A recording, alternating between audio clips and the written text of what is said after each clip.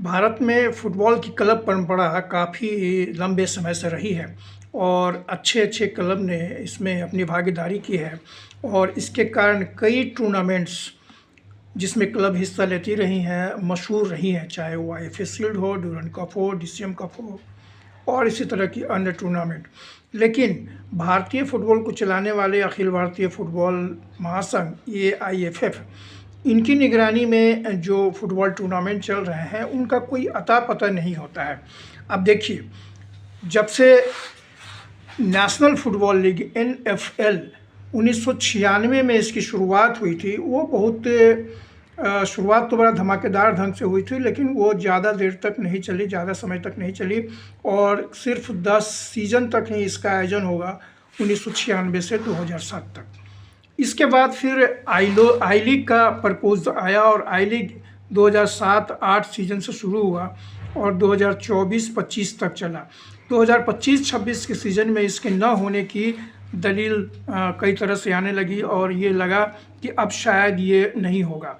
लेकिन अब जो आई लीग की क्लब थी, उन्होंने आगे बढ़कर एक ही झटके में ऑल इंडिया फुटबॉल फेडरेशन को यह मानने पर मजबूर कर दिया कि उनके लिए नए सिरे से आई लीग की शुरुआत किया जाए।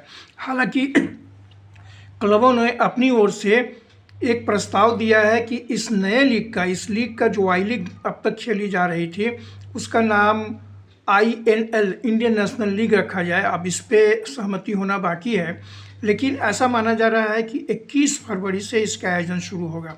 देखा जाए तो अखिल क्लब फुटबॉल के लिए महासंघ ने जितने भी प्रयास किए हैं वो कंक्रीट नहीं रहे हैं।